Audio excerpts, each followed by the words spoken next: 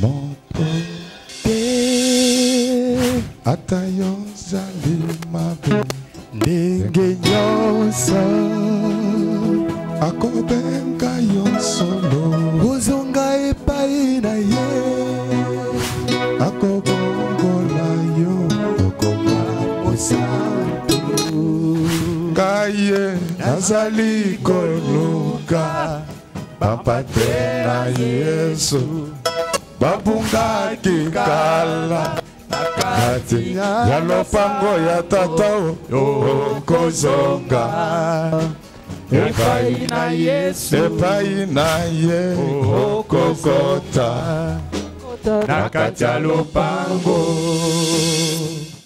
Nous allons nous mettre debout. On va nous lire Actes des Apôtres, chapitre 12, verset 7. Et voici, un ange du Seigneur survint, et une lumière brilla dans la prison. L'ange réveilla Pierre en les frappant au côté et en disant, « Lève-toi promptement. » Les chaînes tombèrent de ses mains.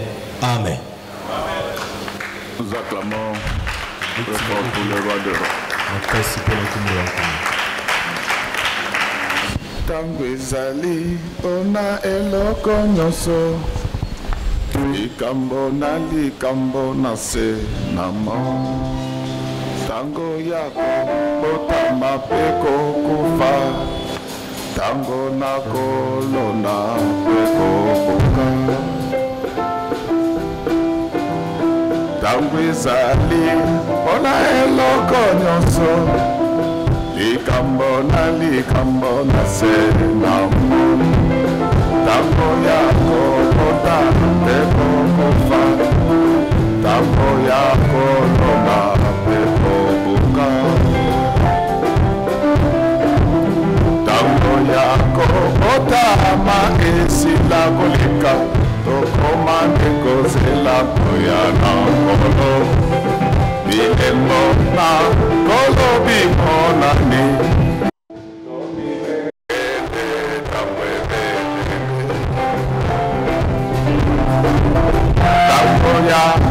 kotama esila koleka tokomande kozela koyana mono bilembo na kolobi monani tokilengele tokebeleme nakwezali mpona eloko nyonso likambo na se na mono tango ya kobotama mpe kokufa tango ya kolona mpe kobuka tango ya kobotama esila koleka tokomi nde kozela koya na nkolo bilembo na nkolo bimonani tomilengele na mpemele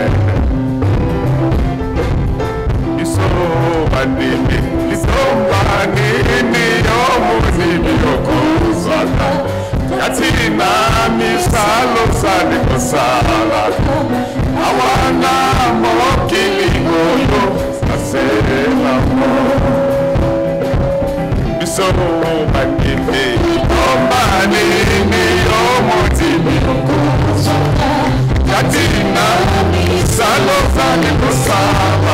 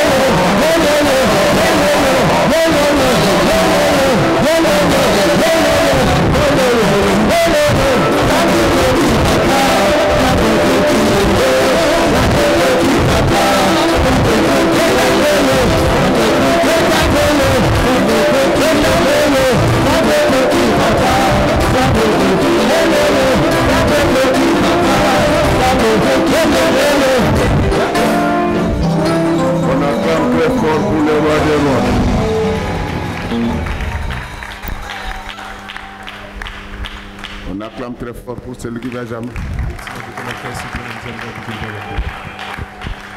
Le thème de ce matin s'intitule En temps et en heure. Est-ce que nous pouvons acclamer très fort pour le monde? Est-ce que tu peux intimider ton voisin? Ou ta voisine en lui disant qu'en temps ou en heure. Temps ou en heure. Acclamons très fort pour ce Dieu.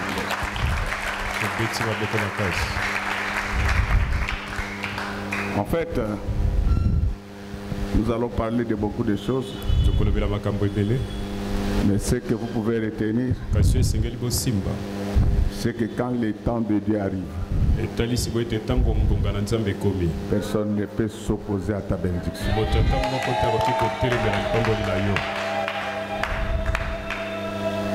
Est-ce que nous pouvons acclamer très fort pour nous? Non, vous n'avez pas bien acclamé.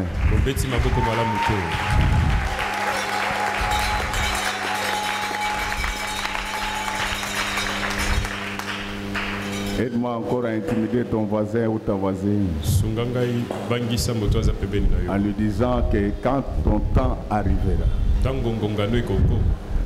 même le diable te bénira.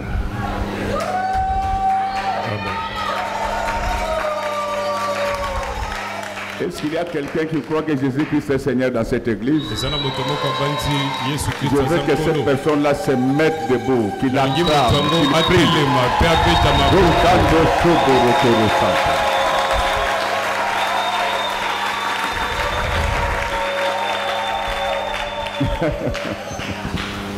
Alléluia. Lorsque vous lisez la Bible, vous allez entendre quelque chose de très intéressant. On dit que le temps où Marie devait accoucher arriva.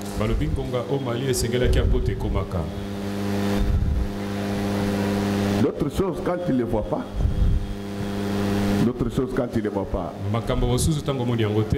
ne pense pas au diable. Ne pense pas au diable. Certainement que ton temps n'est pas encore arrivé.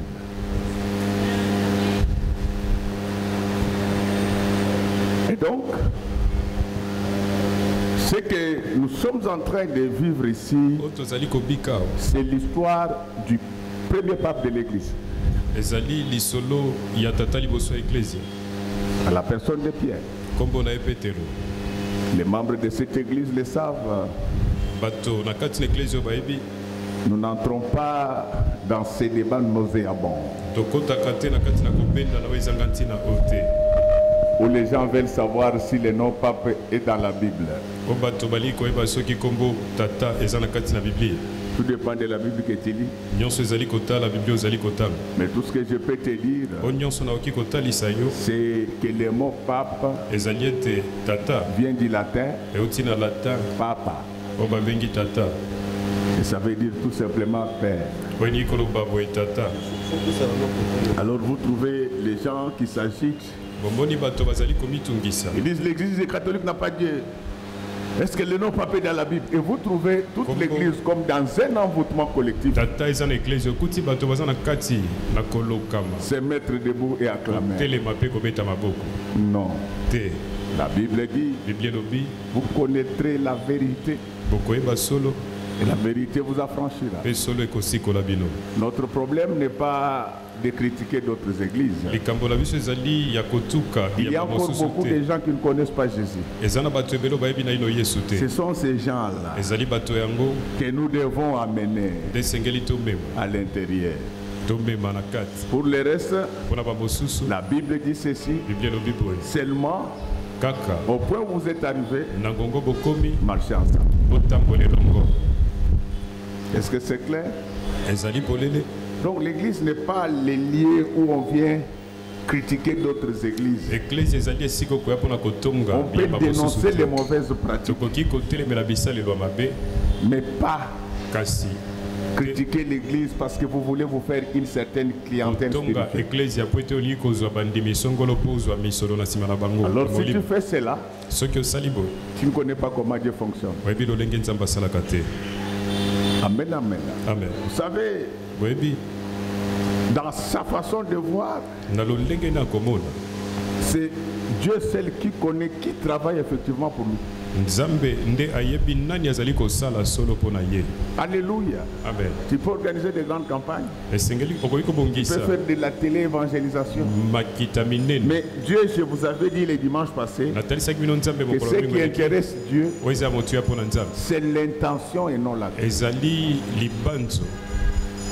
Alléluia. Amen. L'intention. Quand tu organises ces campagnes, c'est pour quelle raison?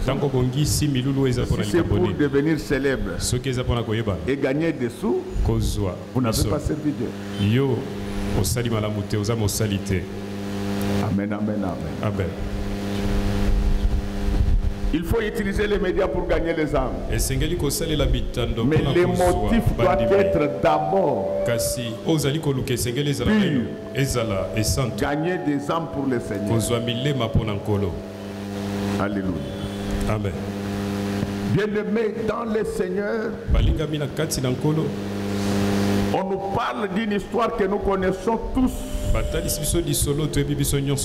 relative à l'arrestation de Pierre et de Jacques. Pour vous faciliter la compréhension. Parce que c'est à ce niveau-là que les païens disent que la Bible se contredit. Non. C'est ta tête qui se contredit. La Bible ne se contredit pas. Parce que vous allez voir que pendant qu'on avait déjà tué Jacques, les jours où Pierre sort de la prison, il va encore chez Jacques. Et les gens pensent qu'il y a contradiction. Il faut beaucoup de concentration lorsque vous lisez la Bible ou bien pendant que vous suivez la prédication. Si vous suivez bien, vous allez voir que dès le commencement du 12e chapitre, on nous dit que Hérode venait de tuer Jacques, pardon. On précise qu'il s'agissait du frère de Jean. Alléluia. Amen. Mais lorsque Pierre sort de la prison, il va également chez Jacques. Ce Jacques-là, ce n'est pas celui qui a été tué. Le Jacques qui est vivant, c'était le frère de Jésus-Christ. Est-ce que nous nous comprenons bien? Donc nous sommes tous des Jacques, mais nous ne mourrons pas de la même manière. Nous sommes tous chrétiens, mais nous ne mourrons pas de la même manière. Nous ne vivrons pas de la même manière. Après avoir vieilli, nous irons rencontrer le Seigneur. Et j'ai besoin de votre attention pour que vous compreniez pourquoi Jacques a été tué le premier. Les Jacques, frères de Jean, ce sont les enfants de Zébédée et de Salomé. Est-ce que nous nous comprenons bien? Donc, c'est Jacques et Jean ont été appelés par Jésus lui-même. Leur père avait suffisamment de moyens parce qu'ils avaient sa propre barre. Mais lorsque ces enfants rencontrèrent le Seigneur, ils abandonnèrent tout pour suivre Jésus. Donc je voulais te dire que lorsque tu vis, ne compte pas sur les autres. Alléluia. Amen. Respecte tout le monde, mais ne compte jamais sur tes hommes. Le cœur de l'homme est tortué. Tel que nous vivons là, tu ne sais pas qui t'aime, tu ne sais pas qui te désime. Il y a quelqu'un qui peut te haïr seulement comme ça. Tu n'as rien fait. Si quelqu'un te hait, même si tu lui donnais ta femme, il ne va même pas t'aimer. Il va dire ceci, qu'il quitte ici une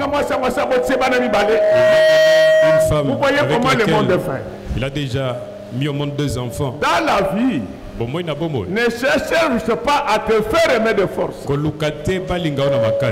Amen. Laisse que tel que je parle maintenant, que Dieu te permette de rencontrer des gens qui t'aiment. Donc l'amour ne s'achète pas.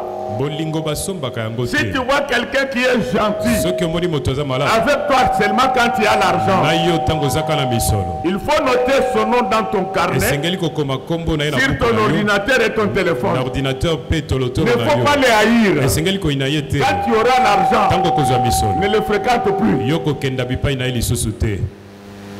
Mais s'il a des problèmes, tu peux l'aider. Alléluia. Amen. Alléluia. Amen. Et donc, frère bien-aimé, Zébédée, Salomé avaient leurs deux enfants appelés par Dieu. Alors, Salomé a cru qu'elle pouvait pistonner ses enfants dans les affaires de Dieu. Ma soeur, mon frère, dans les affaires de Dieu, personne ne peut te pistonner. Le vrai piston dans ses affaires, c'est Jésus-Christ lui-même. Avant que je ne continue, laisse que le Seigneur soit ton piston.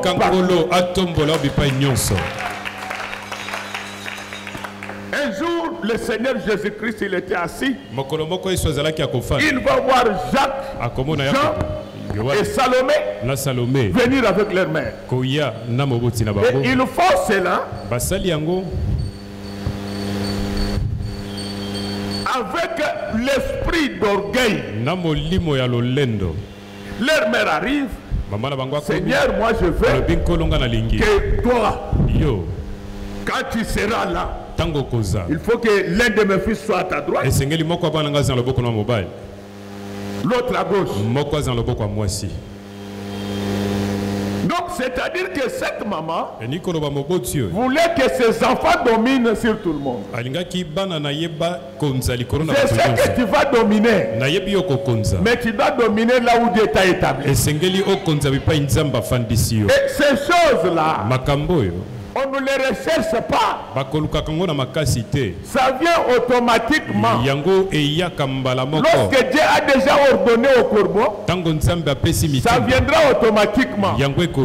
C'est pourquoi moi, mes enfants le savent. Je leur répète ça chaque jour. Je dis que pour bien vivre, considérez que vous êtes l'homme le plus inutile du monde.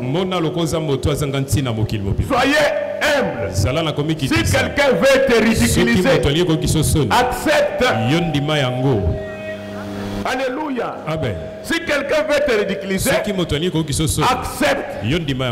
La seule personne qui élève des gens au temps convenable, c'est Jésus-Christ, le maître de Galilée. C'est pourquoi la Bible dit: humiliez-vous sous la main puissante de Dieu. Lui-même, il vous élèvera au temps convenable. Amen. Ah, votre temps convenable, c'est aujourd'hui. Que mon Dieu vous élève. Amen. Les gens ont des problèmes parce que les gens aiment l'orgueil. Tu verras un autre, c'est seulement sa bouche, il n'a rien. On ne se moque pas de moi. Qui es-tu? Directement, on le soulève. Si ce monsieur venait, dis-lui, pardonne-moi. Pardonne-moi. On ne va pas te soulever. La plupart d'églises qu'il y a sur cette ville, ce ne sont pas les églises de Dieu. Ce sont les églises de Salomé. Amen. Donc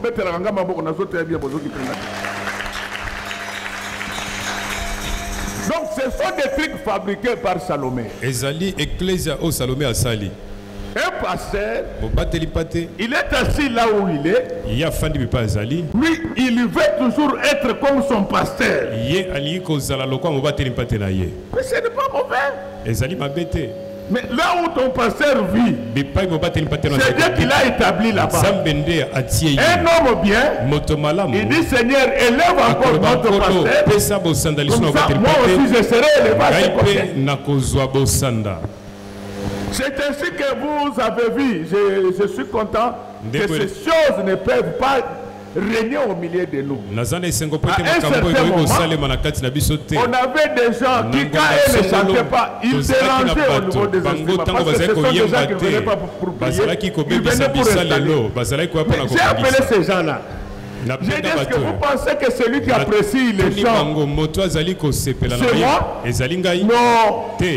C'est Dieu qui apprécie. C'est Dieu qui apprécie ta relation avec lui. Les gens peuvent te minimiser, mais Dieu, lui, il t'apprécie. C'est ainsi qu'un jour, le Seigneur Jésus-Christ, il était dans son église. Les gens donnaient beaucoup d'argent. Mais quand il le regarde, il va apprécier la façon dont une pauvre dame avait donné. Ce n'est pas que Jésus voulait qu'on donne peu, mais lui il mesure par rapport à ce que tu as.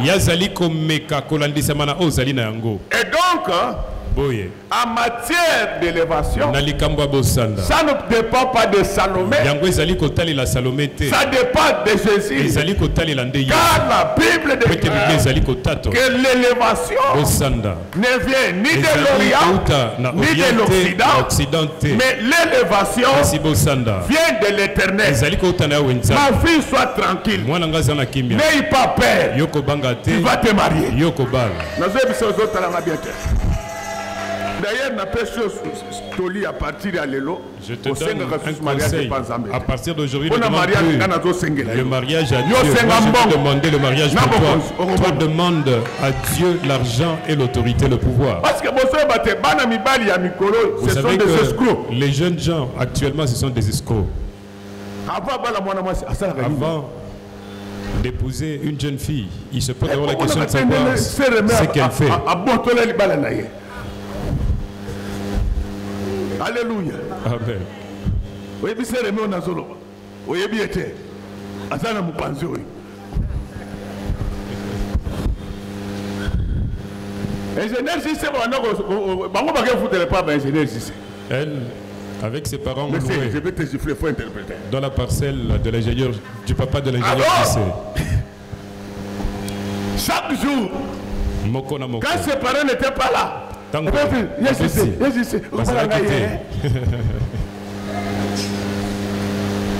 Alléluia. Mais je vous explique, vous me regardez comme ça.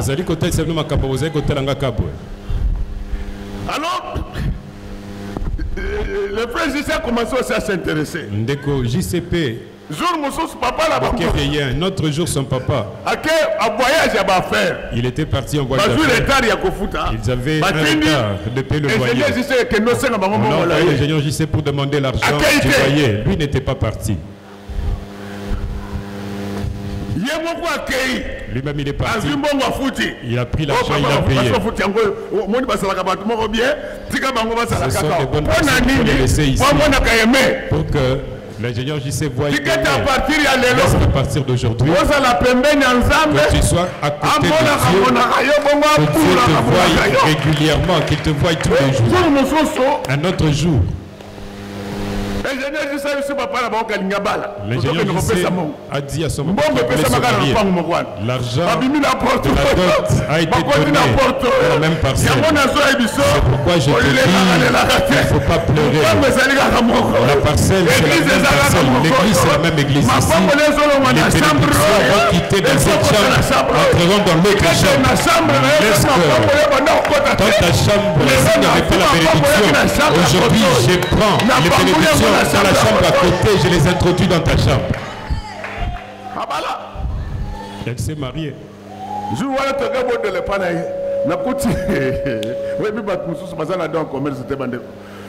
Mais n'a pas sûr de commerce. Donc, il y a mon cousin sur le commerce. Il y a mon cousin sur le commerce. Elle-même, elle s'achète. Le matin. Tu es déjà là-bas. Dans la porte, on a tellement ça va gâter. Bien-aimé, je voulais te dire, ne force rien. Donc, Amen. Quand le temps de Dieu arrive, même si tu n'as pas prié, Tu verras la main de Dieu. Amen. N'arrête jamais de prier. Mais je voulais te dire que quand tu dors, tu ne pries pas. Mais quand c'est le temps de Dieu, même pendant que tu serais en train de dormir, le Seigneur va déposer un fiancé. Je vous dis, vous ne me regardez pas comme ça.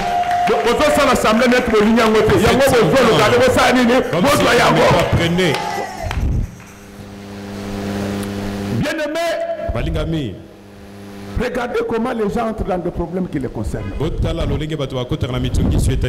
Jacques a tout fait pour être dans le précaré parmi les trois. Mais ces choses-là, ça ne vient pas comme ça. Si Jacques là ne mourait pas, Pierre n'allait pas diriger l'église. Parce que le sang de Salomé était dans ses enfants. Même au niveau des jeunes, au niveau des mamans, au niveau des papas, vous voyez, on veut confier des responsabilités. On est encore en train de parler. Vous voyez quelqu'un se précipiter. Il faut dire à ces messieurs-là, nous refusons. Qu'est-ce qui te pousse? C'est la peine. Ou bien parce que tu veux paraître. Je te dis, ma soeur, mon frère, quand le temps de Dieu arrive, même si on t'avait caché en brousse, on va te chercher comme le roi David. Les histoires là qu'on cherche à obtenir par force, des fois ça amène des gens très bien. Si Salomé n'avait pas dit à ses enfants que vous devez être toujours là, ses enfants n'allaient pas chercher à occuper la première place. Et c'est ce qui a fait qu'on avait coupé la tête à Jacques. À partir d'aujourd'hui, bats-toi pour ta bénédiction, bats-toi pour ton honneur, bats-toi pour ta réussite, mais ne force rien dans la vie. Quand tu as prié, quand tu crains Dieu, quand tu gênes et que la solution n'arrive pas encore, glorifie le Seigneur. Tout ce que nous n'aimons pas, nous, les enfants de Kinshasa, c'est la mort. Les Kinois disent ma benne de l'Iwa. Mais tant que nous sommes en vie, il est capable de nous restituer tout ce que nous avons perdu. Avant que je continue avec ma prédication, que les dieux de restitution te restituent tout ce que toi tu avais déjà perdu à cause du royaume. Qu'est-ce que tu avais perdu dans la vie, la personne que tu avais perdu, les parents que tu avais perdu, les enfants que tu avais perdu, l'argent que tu avais perdu, le bonheur que tu avais perdu, notre Dieu est capable de vous les restituer dans le nom précieux du Seigneur Jésus-Christ. Notre Dieu c'est un Dieu de restitution. À partir d'aujourd'hui, je demande au Seigneur de te restituer tout ce que tu avais perdu. Alléluia. Il ne faut pas toujours forcer les choses. Moi, dans mon balai, il y a la cousine nayo. Au salaire coup d'état. Un jeune homme veut épouser ta cousine. Tu fais à ta cousine un coup d'état. Au combat, la mobile sida. Tu vas épouser un mari sidatique. Alléluia. Amen. Toi, tu es qui? Yozalinan. Que Dieu te bénisse, papa. Malgré na révélé ma kamnabino, que Dieu te bénisse. Amen, papa. À se remettre en la restitution, et ya. Mais vous bandez au landaye, il n'est pas landaye au nom du Seigneur Jésus. Amen. Dans la vie, ne force rien. Dieu connaît beaucoup de choses. Dieu connaît plus que nous. Demande la bénédiction. Insiste pour l'avoir. Notre père Jacob s'était battu pour sa bénédiction. Mais tient compte de la volonté et du temps du Seigneur. Pendant ce temps-là, tu ne vivras pas dans le malheur. Dieu va te garder en parfaite santé, avec beaucoup de grâce. Mais ne force pas, ne cherche pas toujours à prendre la place des autres. On ne sait jamais. Si ce n'est pas ta place, confie-toi au Seigneur. Mais si on veut te la prendre, là tu vas te battre. Mais après avoir gêné, prié, quand ça n'arrive pas, sache que Dieu a un plan B pour toi. Amen. Jacques a tout fait avec sa mère pour prendre la tête de l'église. Finalement, on va lui couper la tête. Regardez même l'histoire politique de notre pays. Nous enseigne beaucoup de choses. Lorsque l'opposition actuelle commençait, il y avait beaucoup de leaders. On cherchait à étouffer l'un d'eux. On cherchait à l'étouffer. Il n'avait pas de poste. Mais quand le temps d'été arriva, c'est lui qui prit la tête. Laisse qu'à partir d'aujourd'hui, malgré l'étouffement des gens, prends la tête de la place que Dieu t'a destinée dans ta vie. Amen. Je ne dis pas que tu dois te laisser battre. Tu dois te battre tout en sachant que l'état de Dieu arrive. Tout ce que Dieu fait est parfait. Je te le dis, même si tu te maries en retard, si ça vient de Dieu, tu auras des enfants, tu auras tout ce que les autres avaient eu, et tu seras plus heureuse que ceux-là. Amen. À 17 ans, tu commences à demander à Dieu. Tu n'as même pas encore la capacité d'allaiter. Où veux-tu aller? Vous allez voir un enfant à 17 ans en train de chasser. Elle te dit, papa, je suis en train de préparer l'avenir. Amen, amen, amen. Amen, amen. On met ça dans la tête des gens. C'est pourquoi vous voyez les Congolais, ils voient des sorciers partout. C'est pourquoi les sorciers te poussent. Quand tu vois un sorcier la nuit, il faut l'arrêter. Il faut le brûler.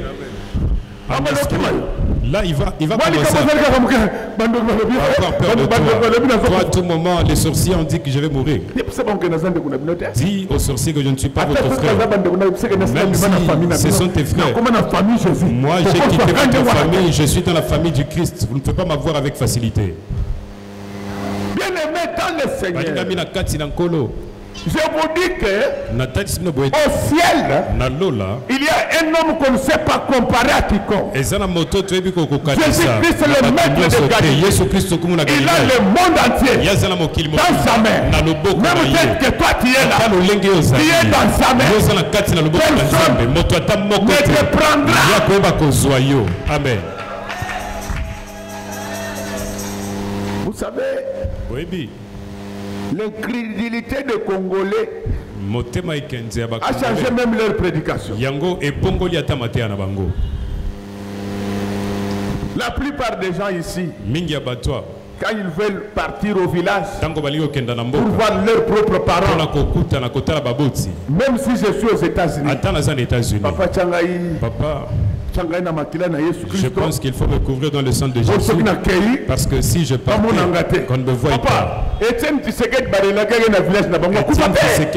on avait amené dans son village. Il était son fils. Pourquoi vous avez toujours associé les sorciers? Là, je ne vais pas citer les noms. Je connais un grand homme politique de ce pays. Un jour, il est allé dans leur village. Il a fait venir tous les chefs coutumiers. Il leur a dit ceci: donnez-moi la sorcellerie. Je vous parle des choses vraies, mais je ne peux pas citer les noms. Mais écoutez comment les sorciers ont dit: toi, tu es plus sorcier que nous. Alors le vieux là nous dit, donc, tu vois que ces gens, nous escroquent. Il dit, moi je leur ai demandé la sorcellerie pour en finir avec Mobutu. Ils ne m'ont pas donné. Donc moi je voulais te dire que sache qu'au ciel, il y a un Dieu. C'est pourquoi je demande même à nos amis prophètes. Je sais que le combat nous l'avons.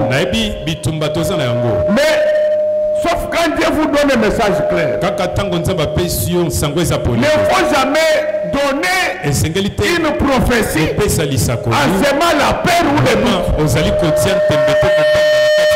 dans le chef de celui qui reçoit. Même quand une prophétie est sortie, elle dit que tu vas mourir. Ça c'est le prophète qui a parlé. Dieu n'a pas encore parlé. Amen. Alléluia. Amen. Donc, la Bible dit, pour tout celui qui vit, il y a encore de l'espoir. Ma soeur, tu ne mourras pas pauvre. Mais je vous dis, si vous ne répondez pas bien, je vous fais sortir. Je vous dis que les enfants, vous ne mourrez pas pauvre. Amen, amen. Alléluia. Amen. Moi j'aime Ézéchias. Ézéchias a reçu Esaïe. Et puis même ce qu'on a le prophète. Ayambi. Quand c'est le prophète dictateur. Il ne faut pas être un prophète dictateur. C'est le prophète démocrate. Il faut être un prophète démocrate. Regarde, il lui dit donne l'ordre. Est-ce qu'on dit des choses comme ça? Va mourir. C'est pourquoi même si on t'a dit que tu vas mourir aujourd'hui, fais comme Moïse. Dis que je refuse. Amen. Amen. Alléluia. Amen, amen. Alléluia. Amen, amen. Prophète, je le suis aussi. Je sais que Dieu parle au milieu de nous. Mais je vous dis que notre Dieu, c'est aussi un Dieu de miséricorde. Et puis, nous sommes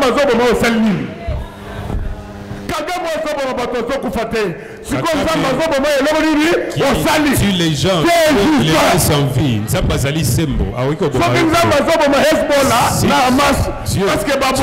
Les Hezbollah et les Hamas, toi tu n'as rien fait. Dieu va te tuer pour toi.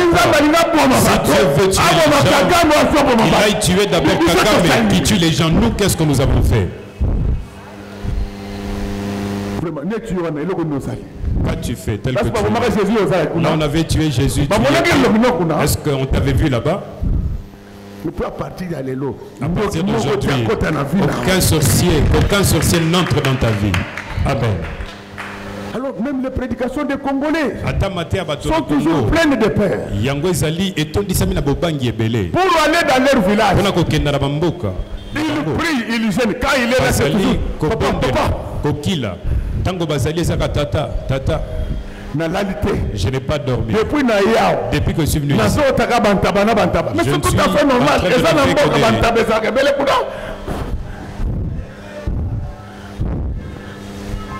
Lorsque vous êtes au Cameroun, lorsque vous êtes en Ouganda, pour qu'on te respecte, tu dois avoir une grande maison dans ton village. Dans ces pays-là, il y en a plusieurs. D'autres pays, je ne vais pas citer. Chaque vendredi, presque toutes les autorités vont passer leur week-end dans leur village. C'est pourquoi quand tu es en Ouganda, il y a des macadam jusque dans leur village. Parce que plus tu viens dans ton village, tu vas travailler pour le développement. Mais ici,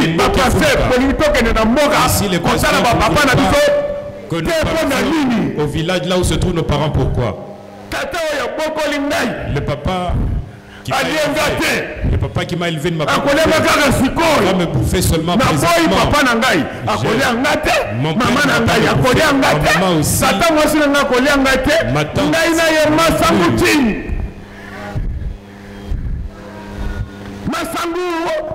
Gaina bango to kutani wapi?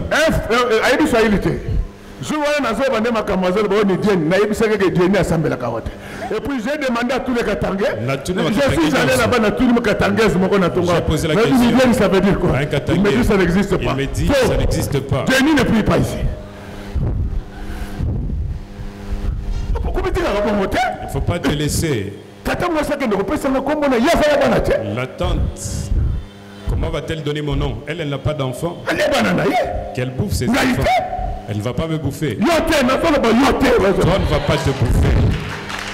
Et cette peur fait que aujourd'hui les gens ne font plus confiance en Dieu. Je vous dis, le Dieu Tout-Puissant, il est capable de ressusciter les morts, même maintenant. Amen. On va couper la tête de Jacques. Les gens étaient très contents. Pourquoi on avait tué Jacques? Regardez, dans ces pays, c'est plein de voleurs. On ne s'en occupe pas. C'est toujours les pasteurs ont fait ceci, les pasteurs ont fait cela. Qu'avons-nous fait? Nous pasteurs. On a fait quoi? Il ne faut pas s'habiller comme ça. Ça, ce sont des couleurs des femmes. C'est sur ton corps? Pardon?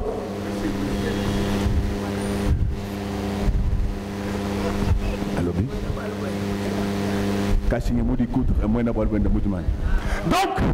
Donc, c'est pour vous dire que donc quelqu'un qui est là ne faut pas toujours paniquer devant les événements. Nous avons un Dieu. Il est le maître des horloges et des événements. On avait tué Jacques parce que c'est lui qui avait cherché à être là. Mais Pierre ne partira pas. Parce que Pierre c'est le choix de Dieu. Je voulais te dire, moi, toi, il nous, vous, nous sommes le choix de Dieu. On ne nous prendra pas comme ça. Donc, regardez la haine des pasteurs. Ça date. Ceux qui détruisent ce pays, ce ne sont pas les pasteurs. Ce sont ceux qui volent l'argent de l'État.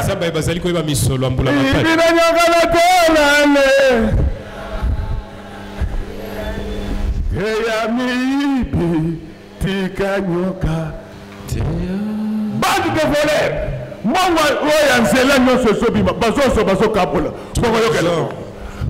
Pour construire les routes, vous volez. Et vous les sorciers, est-ce que vous ne pouvez pas bouffer ces gens? Sorcier. Vous ne pouvez pas bouffer ces voleurs ici.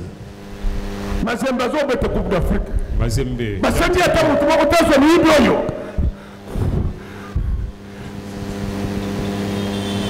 Cher diable, je livre entre tes mains tous ces enfants de voleurs.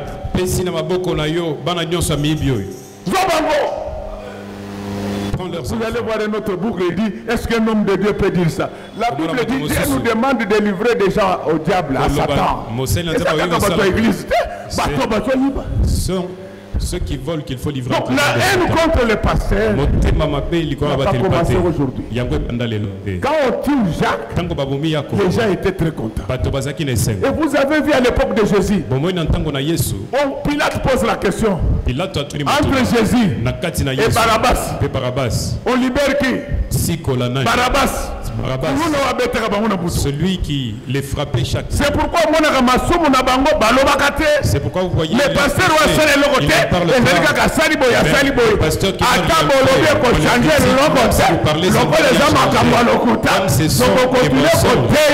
nous allons Dieu vous tue pour que l'on soit en paix.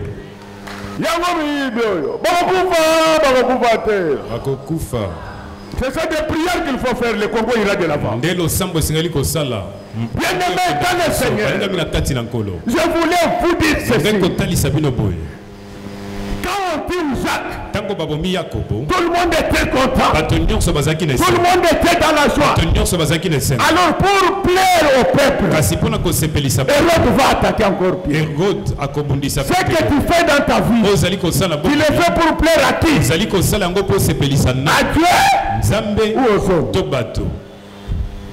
À Dieu ou aux hommes? Nous dans notre église, les gens qui ne portent pas des jupettes, mon mari m'a demandé de porter des jupettes. Toi tu es un mari sans intelligence. Elle porte comme ça, elle va au travail. Qui est en train de voir? Qui est en train de voir? C'est son chef. kasi papa te alobi soki na beti bongo te akobengana ngai tala ndenge solo soki na beti bongo te akobengana ngai.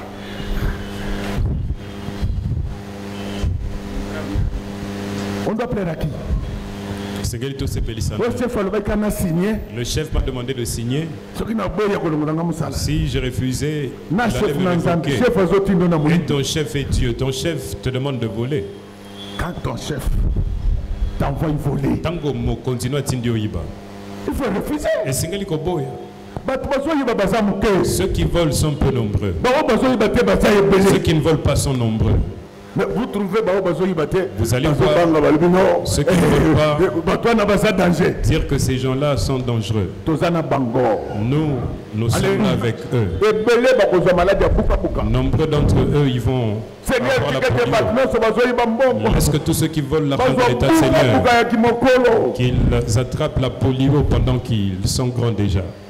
Donc, quand il arrête Pierre là, ce n'est pas que Pierre avait quelque chose de mal. Il voulait plaire au peuple. Alléluia. Amen. Alléluia. Amen, amen. Mais quelque chose va se passer. Le choix de Dieu, on ne l'arrête pas n'importe quand. On l'arrête toujours à la veille de la Pâque. Vous savez pourquoi? C'est pour qu'il ne soit pas tué immédiatement. Qui peut répondre? La fête de Pâques dirait combien de jours?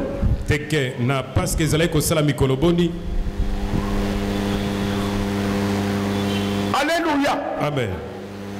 La fête des pains sans levain dirait combien de jours?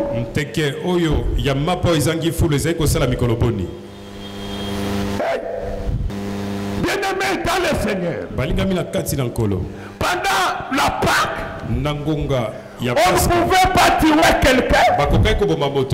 Parce que si vous tuez quelqu'un pendant la Pâque, c'était à l'époque où tous les Juifs venaient à Jérusalem. Si vous tuez bien pendant ce temps-là, il devait y avoir des tumultes.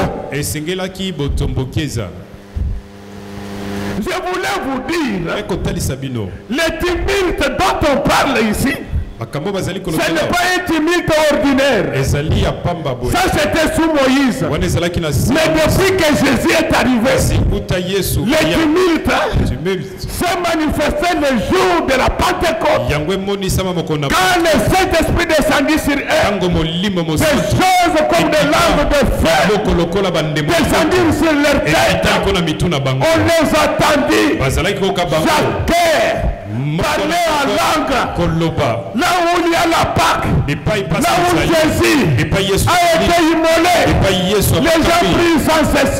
Dans ces conditions-là, les diables n'opèrent pas, les sorciers n'opèrent pas. Regardez comment Dieu il permet l'arrestation de Pierre à la veille de Pâques, parce qu'il savait que Christ, notre Pâque, a été immolé. Même si Pierre ne priait pas, Christ allait prier à sa place. Le Christ qui prie à la place de Pierre, ce n'est pas seulement le Christ qui a la droite du Père. Le Christ là, c'est aussi le corps mystique de ce qu'on appelle l'église. Quand l'église prie, on ne tuera pas Pierre. Je te le dis, comme tu pries beaucoup, personne ne prendra tes enfants, ne prendra ton travail, ton mari, ta femme. Tout ce qui t'appartient sera en sécurité. Dans ce tumulte. Acclamons très fort pour le roi de Donc même Hérode, il sait qu'à tuer les gens. Quand il est tumulte, il est tout. Quand il est prié. Alléluia. Amen. Donc c'est pourquoi vous voyez la bonté de Dieu. Il va permettre que des problèmes t'arrivent. Mais on ne portera pas atteinte à ta vie. Vie à jamais. Vie à jamais au nom de Jésus. Que Christ pécheur qui t'est proche. Vive à jamais pour la gloire du Seigneur. Lorsque la foule apprend qu'on a arrêté Pierre, la foule était dans la joie. C'est pourquoi vous voyez tous ces enfants de bandits et de voleurs. La plupart d'entre eux, il y a 20 ans, ils n'avaient pas de chaussures. Aujourd'hui, ce sont des millionnaires. Ce sont des héritiers.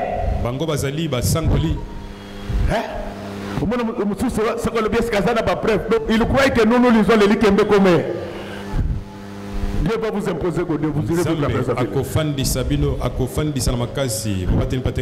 Donc, depuis que le monde a commencé, les hommes de Dieu, on ne les aime pas. Les enfants de Dieu, on ne les aime pas. C'est pourquoi même là où tu travailles, quand les gens voient que toi, tu n'aimes pas entrer dans le vol, ils ne vont pas t'aimer. Ils ne volent pas avec eux. L'Éternel te bénira. Vous savez, le Dieu que je vous prêche, il est capable de faire sortir du lithium ici. Lithium, amen. Amen, amen. Le Dieu que je vous prêche, vous pouvez aller dans votre robinet. Vous ouvrez seulement comme ça. Vous voyez de l'or, de l'or, de l'or, de l'or. J'ai aimé le témoignage d'un païen. C'est le président Sarkozy. Président Sarkozy. Ceux qui connaissent comment le monde fonctionne, ils savent qui est Sarkozy. Je vous épargne des détails. Mais puisque je sais que quand il était président, il avait une image qui circulait.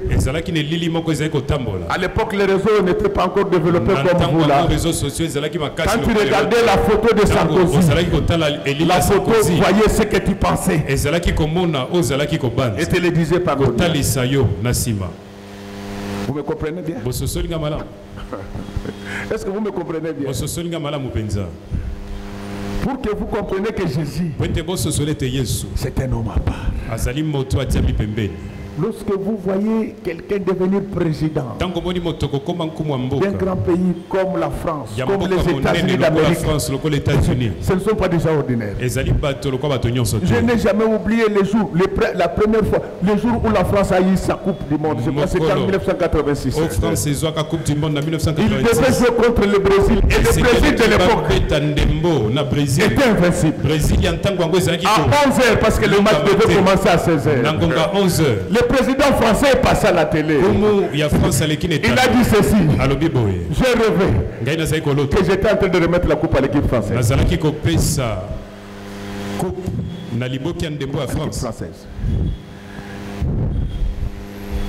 J'ai dit à quelqu'un, on était encore enfant, je lui ai dit que ces gens ne parlent pas au hasard. Mais à l'époque, on ne pouvait pas croire que la France pouvait battre. Si j'ai déjà oublié le nom de leurs meilleurs joueurs de l'époque. Quand le président termine à 14h, les meilleurs joueurs buteurs du Brésil fait une crise épileptique. Pendant qu'il se préparait pour aller au stade, j'ai dit aux gens, c'est fini. Ces gens-là, ils traitent avec les visibles et les visibles. Amen, amen. Amen, amen. Donc, elle ne prie pas comme vous et moi. Mais ce sont des gens qui savent détecter les étoiles. Amen. Je connais un président africain. Un jour, il était en France. Il était en train de faire ses courses. Il a rencontré un président français. Il sortait d'une boutique. Il a appelé, dit, monsieur, viens. Et tu n'es pas un homme ordinaire. Tu finiras par être chef d'État. Amen. Donc je donne ces détails pour que vous compreniez qui est Jésus. Mais le président Sarkozy a accordé une interview à une chaîne française. On lui pose la question, avec tout ce que tu as fait, si aujourd'hui je t'invite à une fête pour que tu sois heureux, tu voudrais rester à côté de qui? Il s'est concentré pendant 2 minutes. Il dit, je voulais être à côté de Jésus. Mais il explique, il dit que moi je ne prie pas, mais j'ai fait un constat que cet homme-là à Paris depuis 21e siècle, On ne parle que de lui. Il dit ceci. Même si c'est qu'on nous dit qu'il est Dieu n'est pas vrai. Mais je crois que ce n'est pas un homme ordinaire. Il dit que c'est incompréhensible. Le monde a 7 milliards d'habitants. Mais il y a au moins 4 milliards. Qui vivent cet homme-là depuis plus de 21 siècles. Il doit être un homme spécial. Je voulais te dire que celui-ci qui nous a appelé en série ce matin, c'est un homme spécial. C'est un homme. Ces gens-là ne parlent pas au hasard. Quand je vous ai donné ce petit détail, c'était pour que vous compreniez qui ils sont. Alors quand on arrête Pierre, tout le monde était dans la joie. On appelle Pierre, mais on ne pouvait pas le tuer. Parce que c'était la veille de la Pâque. Pendant la Pâque, on trouve un enfant de Dieu. Jésus-Christ, notre Pâque, a été immolé. Notre Pâque aujourd'hui, parce que c'est seulement un samedi. Notre Pâque, c'est chaque jour que nous sommes avec Jésus. Comme tu as fait Jésus chaque jour. Hérode ne te tuera pas. Répétez après moi, Mangungu Apamba. On va prendre Pierre. On l'amène en prison. Et on va prendre Pierre, on le met entre 4 escouades. Chaque escouade comprenait 4 militaires. C'est-à-dire que Pierre était entouré de 16 militaires. On l'a mis en prison. Pendant qu'il dormait, il y avait 2 militaires. Dehors, il y avait des militaires. Avant d'entrer à la prison, il y avait une porte. Avant cette porte-là, il y avait encore une autre porte. C'est-à-dire que c'était impossible que Pierre puisse sortir. Mais la Bible dit tout est possible à celui qui croit. Amen. Lorsque tu vois que tu as un grand combat dans ta vie, parce que Dieu a de bonnes choses. Amen. Amen. Alléluia. Amen, amen. Lorsque tu vois que tu as un grand combat dans ta vie, sache que Dieu compte sur toi. Et je vous le dis, pourquoi Dieu multiplie nos combats? C'est pour que nous ne puissions pas nous éloigner de lui. Si Dieu te laisse un peu tranquille, tu vas faire comme tout le monde. Tu vas danser le kibindakol. C'est pourquoi Dieu, il te délivre, il crée un problème. C'est une façon de te maintenir. La chair qu'on aime, on la laisse brouter, mais on contrôle. On contrôle le fil. On contrôle la courroie. Elle part. Elle ne peut pas déborder. Et un bon berger n'amène pas une chèvre là où il y a des herbes sauvages. C'est pourquoi la Bible dit l'Éternel est mon berger. Il me conduit dans des verts pâturages. S'il n'y avait pas de combat, personne n'allait s'attacher à Dieu. Quand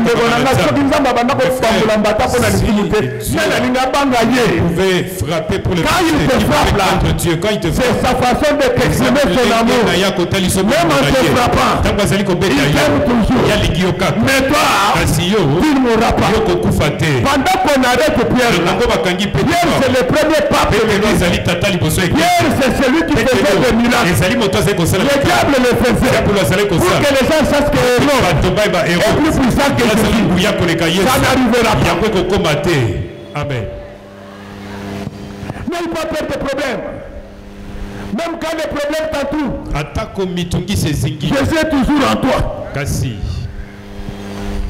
Lorsque Jésus est en toi, il souffre avec toi dans tes problèmes. À ce moment-là, pour sortir des problèmes, lui-même il va agir. Bien-aimé, regardez ce qui va se passer. Quand l'église apprend que Dieu est arrêté, l'église va décréter des séances de jeûne et de prière.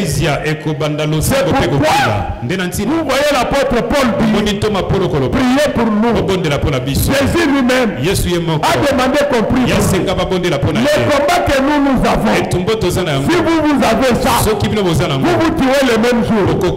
Mais nous espérons en Dieu. La Bible dit ceci. Il y aura beaucoup de batailles contre vous. Mais sachez une chose, que moi j'ai vaincu le monde. Dieu n'a pas vaincu tes ennemis. Donc Dieu a vaincu le monde.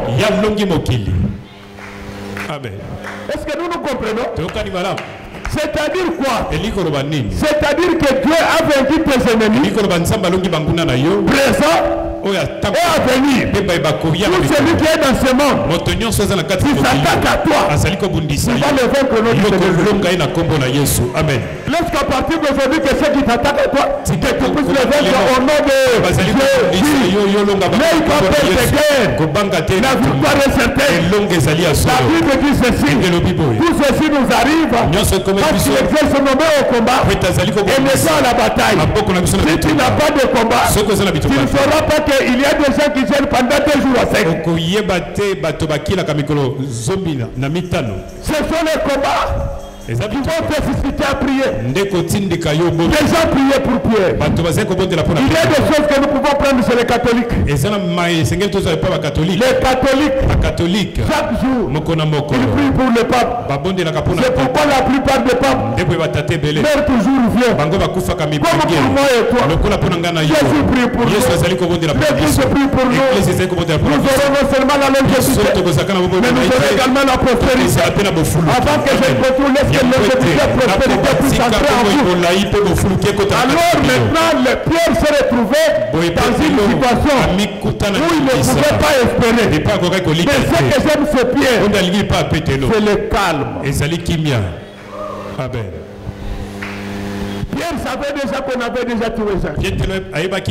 Normalement, il ne devait pas dormir. Quand on vous dit que l'ange a réveillé quelqu'un, c'est que l'homme dormait profondément. Il dormait. Surveillé par les militaires pour qu'il ne puisse pas sortir.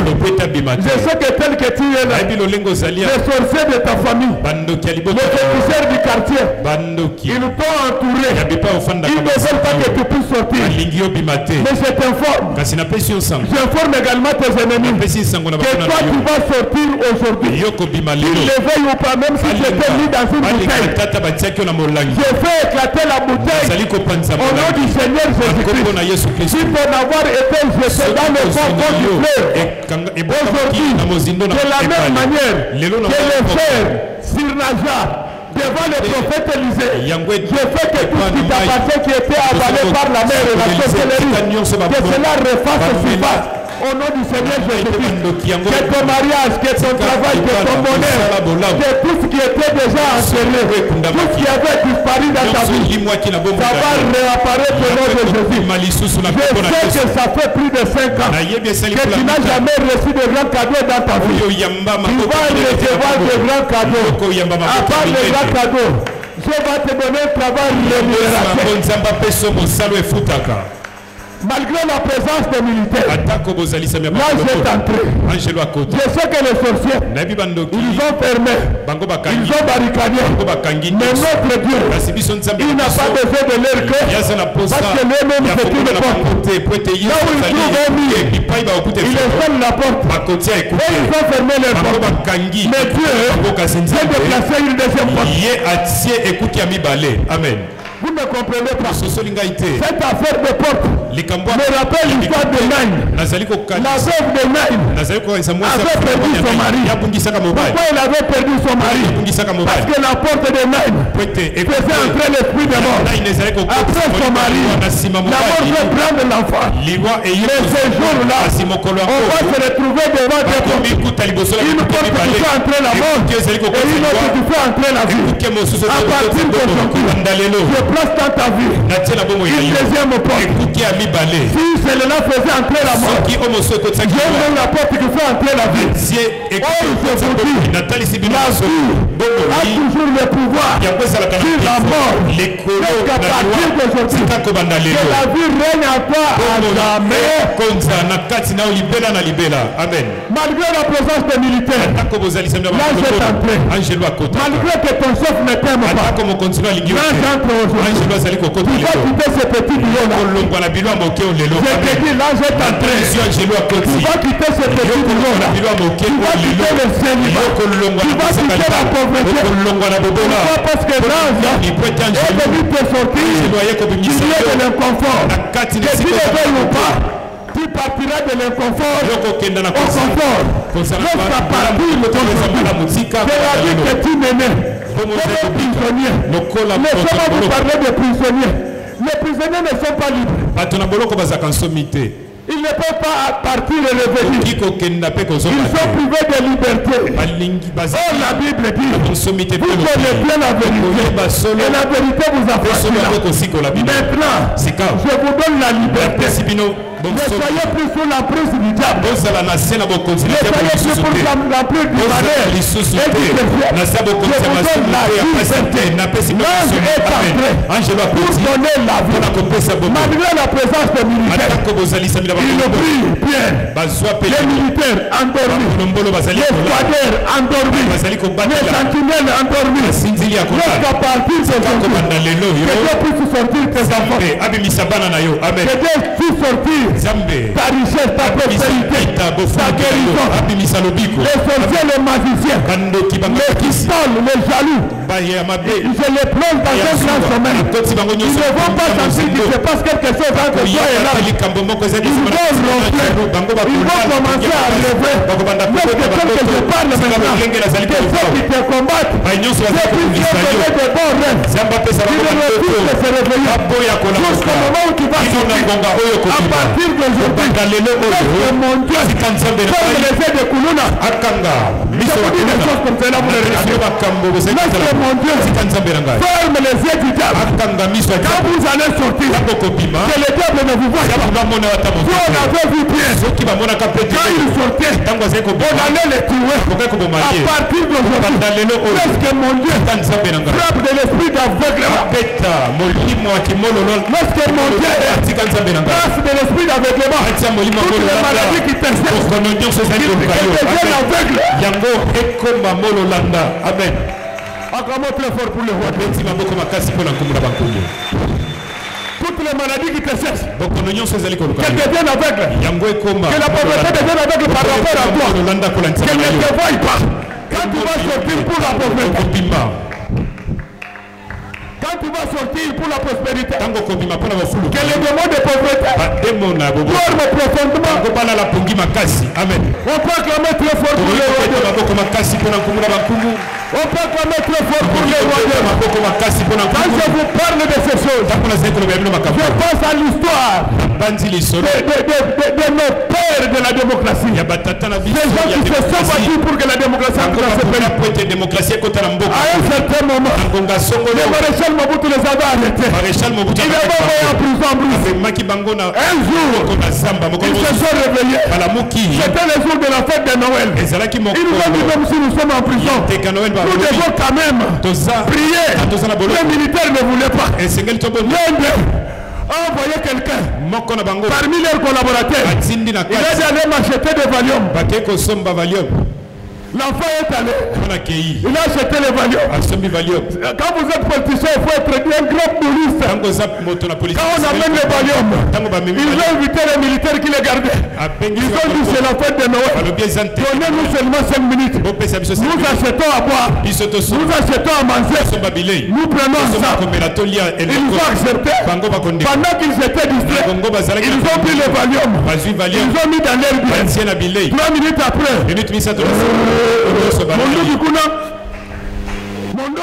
L'arme d'un côté, les chaussures aujourd'hui. Je tiens avec le valion officiel. Je donne à tous les sorciers qui te combattent. Ils prennent qu'ils ont pris le valion.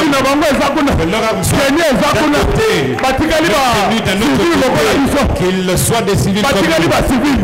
C'est pourquoi la Bible dit Dieu a dépouillé le diable sur la croix. À partir d'aujourd'hui, que depuis les forces du mal, tu opérais dans ta vie, dans ta famille, dans cette église. Voilà le valion. Amen. Ces papas-là, c'était des grands boulistes. Un militaire balade de 20h, tu l'as bien à 9h. Alléluia. Amen. Alléluia. Tu sais, quand tu as déjà arrêté ton ennemi, il va te respecter. Parmi ces gens-là, il y avait un ancien officier. Il disait maintenant à ceux qui les gardaient, si vous continuez encore, je veux dire que vous êtes endormis, vous avez laissé les armes. Oh non. À partir d'aujourd'hui, les démons vont te demander pardon. Je dis qu'à partir d'aujourd'hui, les ennemis, les sorciers, les magiciens qui te combattent vont te demander pardon. Ce n'est pas pour la première fois que cela va arriver. Le jour où Jésus-Christ, le maître de Galilée, entra à Génézareth, les démons sont venus. Grand frère, qu'y a-t-il entre toi et nous? À partir d'aujourd'hui, n'ayez plus peur de ma vie. N'ayez plus peur de sorciers. Ils auront peur de toi. Nous avons un Dieu qui est capable de se délivrer sans l'intervention de l'homme. Nous avons un Dieu qui est capable de te sortir de la prison sans l'intervention de l'homme. Je te dis, tu vas te marier sans condition. Tu seras nommé sans intervention. Tu seras élevé sans le fait. Parce que nous avons un Dieu qui fait ce qu'il veut au moment où il veut et quand il veut. Il nous sort. Il laisse les humains, les bambins,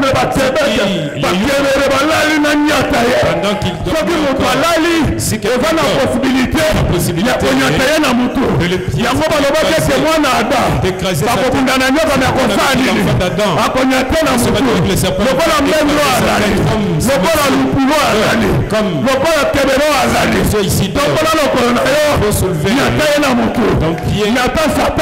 sa tête, écrase le Satan de ta famille.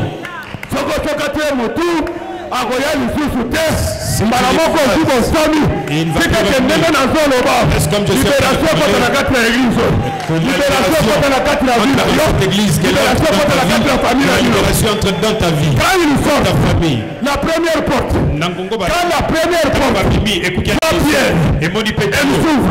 À partir d'aujourd'hui, toutes les portes qui ne te respectent pas, quand elles se verront, au nom du Seigneur Jésus-Christ, je demande et je commence à la porte de la présidence de la République, quand elle se verra, qu'elle s'ouvre, que celle de la primature, que celle du Fonds monétaire international, que celle de la Banque mondiale, que celle qui donne la voie de milliards, que la porte qui donne la chance, amen. À partir d'aujourd'hui, je demande et je commande que tous les obstacles qui étaient avant toi, ils puissent se déplacer. La Bible déclare, porte l'éternel, élevez-vous, parce que le roi de gloire est entré dans sa maison. Je demande et je commande. Je demande et je commande. Laisse que les portes éternelles, celles qui avaient bloqué tes parents, tes grands-parents, tes ancêtres, tes aïeux, aujourd'hui, je demande et je commande. Laisse que toutes les portes éternelles devant Kwanga.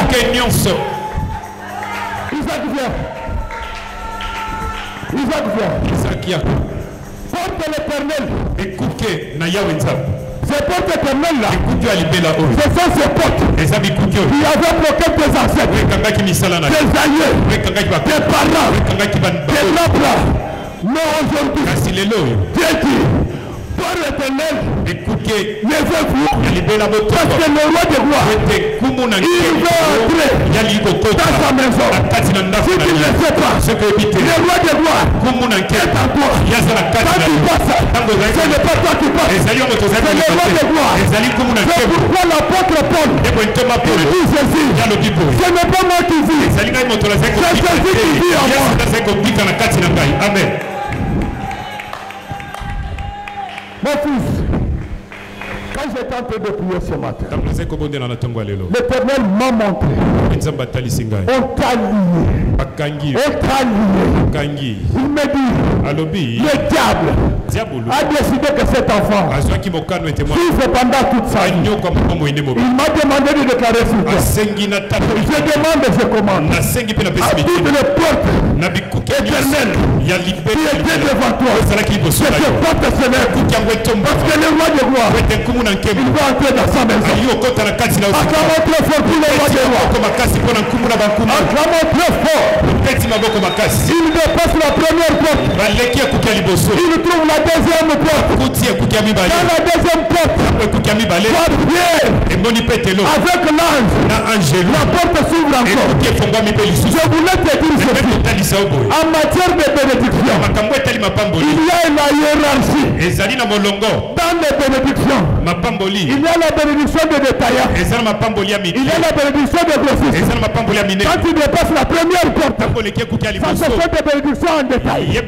Mais après la bénédiction en détail, il y a des bénédictions de grossiste. Amen. Il y a des bénédictions de grossistes. Ces bénédictions-là entrent lorsque tu passes par la deuxième porte. C'est pourquoi la Bible dit, je vous dis que la gloire de la seconde maison est la plus grande que celle de la première. À partir d'aujourd'hui, je demande à chacun d'entrer par la deuxième porte de sa vie. Tu étais entré dans le monde en passant par la première porte. C'est pourquoi ta vie évoluait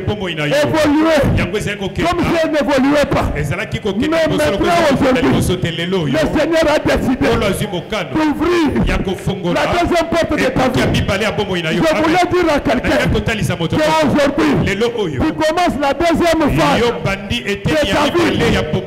Amen.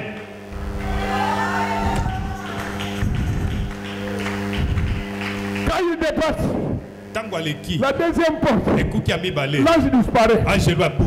Amen. Tel que je te parle là, l'ange m'a demandé d'arrêter. Il a déjà fait son travail. Il a déjà montré sur le chemin. Avance au nom du Seigneur Jésus-Christ. Avance au nom du Seigneur Jésus-Christ. Mais quand on reçoit cette bénédiction-là, on cherche d'abord à aller là où les frères et sœurs sont en train de prier. Quand il arrive là-bas, Hérode initie des enquêtes. Après ta délivrance, le diable va initier des enquêtes. Mais toi tu n'es pas ça. Toi tu es Pierre. Il ne t'attrapera pas. Quand Pierre arrive là où on priait, il parle un peu. Il prie un peu. La Bible dit, il se retira dans un autre lieu. Lorsque tel que nous sommes là, à partir d'aujourd'hui, même si toi tu es sur la terre, que Dieu prenne ta vie, que les gars dans un lieu, là où Hérode n'est pas arrivé, Hérode a mené des enquêtes. Hérode n'a pas pu voir Pierre. À partir d'aujourd'hui, je demande à tous tes ennemis, tous ceux qui te cherchent, qu'ils ne te voient pas. Qu'ils ne voient pas ton travail. Qu'ils ne voient pas ton avenir. Qu'ils ne voient pas tes parents. Parce que Pierre est placé à un endroit sûr. Tes enfants sont encore jeunes. Je prends leur mariage. Je garde tout ça à un lieu sûr. Je prends leur travail. Je mets ça à un lieu sûr. Quand ils vont grandir, ils vont retrouver ça. Je dis ceci. À partir d'aujourd'hui, toi et ta maison, j'ai trouvé une place pour vous. Cette place-là, même Hérode ne peut pas y arriver. Hérode était roi. Mais ne pouvait pas arriver là où Pierre était. Je sais que le diable, c'est le Dieu de ce siècle. Mais là où je viens de te mettre maintenant, ils n'arriveront jamais. Alors après avoir raté Pierre, ils ont dit que le sang doit couler. Hérode va rentrer. il va dire que le sang va couler. Comme vous qui gardez bien, vous l'avez laissé fuir. Votre sang va couler. Aujourd'hui, est-ce que les gens qui t'absorcent, qui ne t'aiment pas, qui complotent contre toi, que leur sang coule au nom du Seigneur Jésus-Christ? Ça c'est leur affaire entre eux. Ça c'est entre eux. On me fait signe que le temps est dépassé. Merci. Quand je suis dans ce monde, je ne me contrôle plus. Accordez-moi 2 minutes, j'arrête.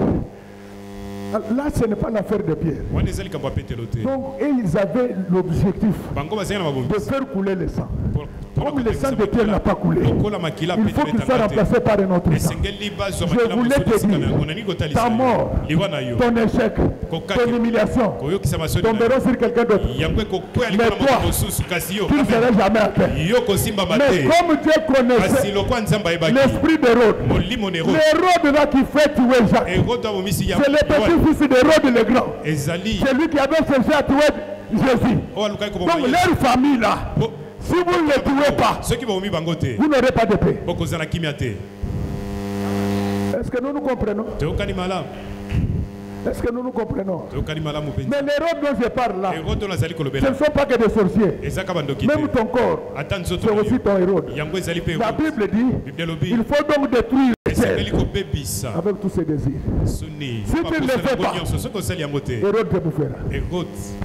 Alors après avoir tué les gens, Hérode va tenir un discours. Il va commencer à parler. Il dit, même si Pierre a fui, j'ai tué les gardes. Quand Pierre viendra, vous allez savoir que moi je suis Hérode. Pendant qu'il parlait, il est tombé directement. Donc, je termine cette prédication en te disant que le chef de tous les sorciers, de tous les marabouts qui t'envouraient, il vient de mourir maintenant. Vous ne répondez pas bien. Celui qui avait introduit la sorcellerie, la racine de la sorcellerie dans ta famille, aujourd'hui il est mort. On a commencé à le bouffer pendant qu'il est encore en vie. Il est en train de le bouffer. C'est pourquoi je te dis, son deuil, il ne faut pas y aller rapidement. On va penser que c'est toi qui les as tués. Il faut d'abord manger ton foufou. Il ne faut pas y aller rapidement. Que c'est toi qui laisse qu'il reste à maman. Il n'y ait pas de courant. Et l'interruption du courant. Le jour où on l'amène à la maman. Voilà. En tout cas, amen. Donc, le jour où on va l'amener, le corps de Maman Yemo, le transport de ce côté-là brûle. Posez-moi la question pour que les... Alléluia. Amen. Quand on va le bouffer, toi tu viens après. Le jour où tu viens, tu trouves un chien qui a déjà bouffé son œil, un chien qui... Je voulais vous dire, c'est Hérode. Vous n'allez plus le reconnaître. Il va quitter son trône aujourd'hui. Je dis qu'Hérode va quitter ce trône aujourd'hui. Je te dis que le diable va quitter ta maison aujourd'hui. Je te dis que la sorcellerie va quitter ta maison aujourd'hui. Je te dis que la malchance va quitter ta vie aujourd'hui. Amen. Je suis convaincu. J'étais très utile pour vous. Je finis. Tout ce que j'étais venu vous dire. Il me reste maintenant de vous dire une seule chose. C'est ça le message.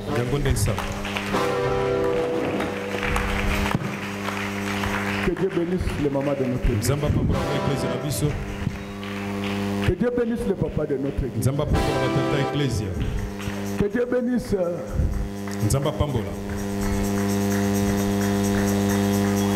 ses servantes et ses serviteurs. Qu'il bénisse ses chantres, techniciens, protocoles, sécurité. Que Dieu bénisse les enfants. Que Dieu bénisse nos ennemis.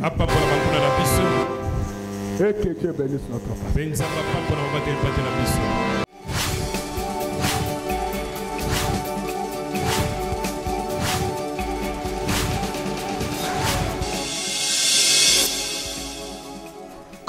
Solo Yesu apoyaka moto te atayo zali mabe ndenge nyonso akobenga yo solo ozonga epai na ye akobongola yo okoma mosantu kaye nazali koluka bapate na Yesu babungaki kala kati ya lopango ya tata okozonga epai na Yesu epai na ye okokota na kati ya lopango